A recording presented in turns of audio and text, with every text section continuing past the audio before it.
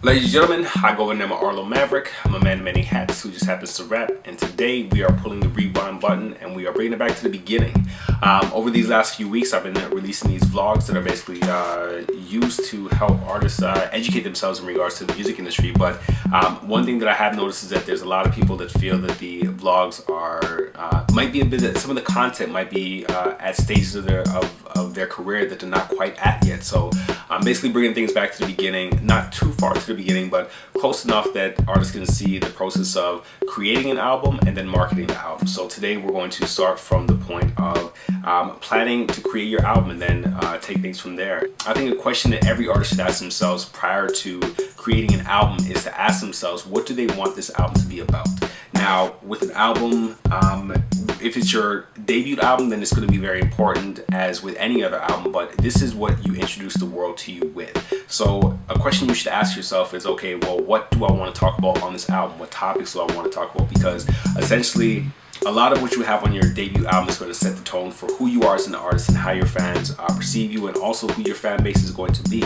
A very important question you're going to want to ask yourself in the beginning of creating your project is to ask yourself, what format do you want this project to be? Do you want it to be just a single that you release? Do you want it to be an EP? Do you want it to be an LP? Do you want it to be a mixtape? And based off of your budget, based off of how many songs you've written, this is going to determine what format you're going to want to go with. If you're an artist who is still new to the game and you want to test out a few singles, then test those singles out, see how people respond to them. If you're an artist who doesn't necessarily have the money to create a full album, and you may just want to do an EP just to start building your fan base or give people a teaser before the actual album comes out, then an EP is always the best option.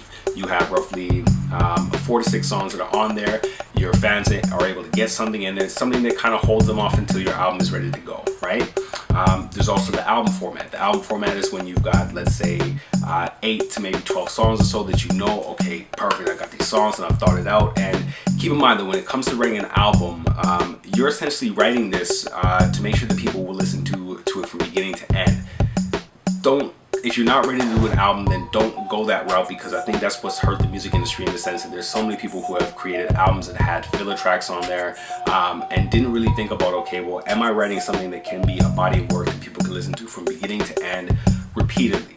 Is there replay value in it? That's something that a lot of artists fail to realize, and you could lose fans like that, and you could also stunt your career like that.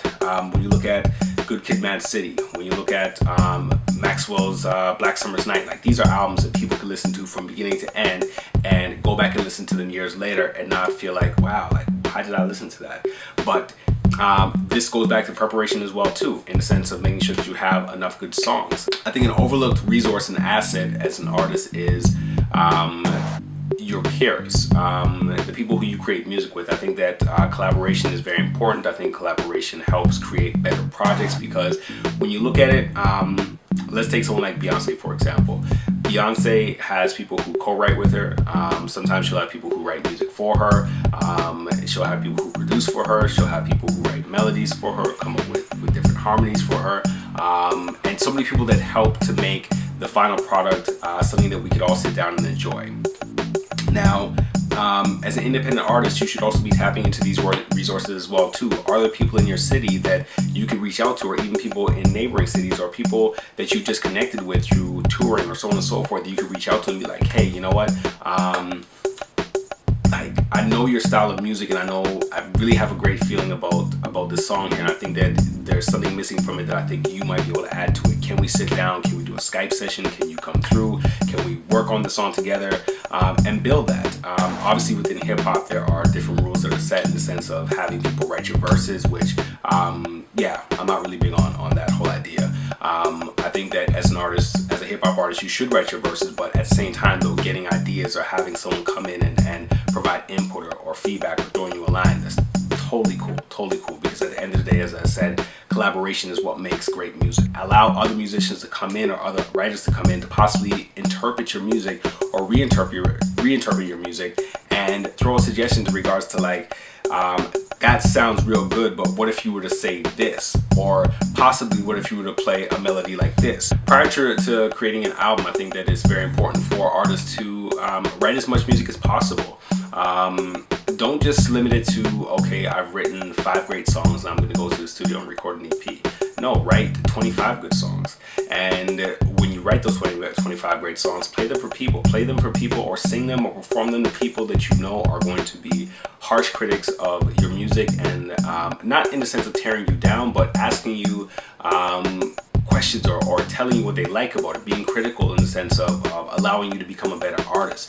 Because I think a lot of times artists just assume that they've written this great song, and because the people, all their yes men and their crew or whatever are saying it's a great song. Nah, test it out on people who you don't know. Then if you feel that you have too many yes men, if you have too many people saying yes, you write great songs, then find a different circle of people who are going to offer you critiques in regards to why those songs are great or why those songs are not great. Another thing you may want to look at are open mic sessions. Open mic sessions will provide you with the opportunity to take your songs and perform them in front of an audience and get more comfortable with that song itself. Because I think a lot of times a mistake that artists make is that they make music then run to the studio to record, which it should be the process of you make music, you jam those songs out, you perform them in front of an audience after rehearsing them, and then with every time that you play, you're going to find yourself becoming more comfortable with the music. You're going to find yourself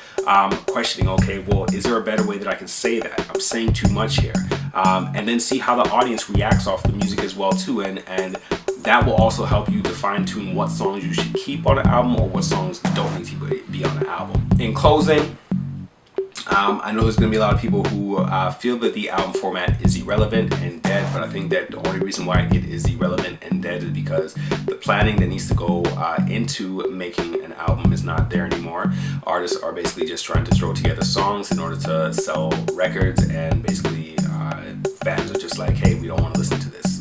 If you take pride in your music and if you put the effort into it, not everyone's going to want to buy it. Some people will be like, yeah, I just want to get that one song. But at the same time, though, there will be people who will listen to an album from beginning to end. And regardless of whether they are buying it or listening to it, you are creating a fan who may come out to a show and buy a t-shirt. They may not have bought the album, but you know what? They're going to buy a t-shirt. They're going to buy a ticket at the door, and that's going to go into your pocket. So there's still revenue streams. They may stream it online, and that's money that you'll get as well too. So do not feel that the album format is dead. What you have to do is understand that you have to make music that allows people to want to listen to your album from beginning to end and want to listen to it again and again and again.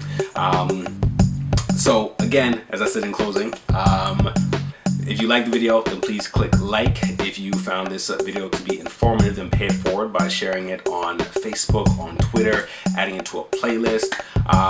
If you want to be part of the discussion, which I really hope that people start becoming part of the discussion, then please place comments below in regards to what you think. This shouldn't be me broadcasting to you. It should be a situation where all of us are basically part of the conversation and throwing in bits and pieces here and there, because I don't know it all, and I'm hoping that by creating these videos we can all share as much information and knowledge as possible and create a music scene that where dialogue could be exchanged between people, and people can learn and progress their careers, and we could all keep pushing each other and encouraging each other to do greater things. As well too, don't forget to click subscribe. The channel is youtube.com/Arlo Maverick. I'm saying this just in case you are listening to this as you're driving in your car and not looking at the screen where it has now just said subscribe to youtube.com/Arlo Maverick. But until the next episode, peace.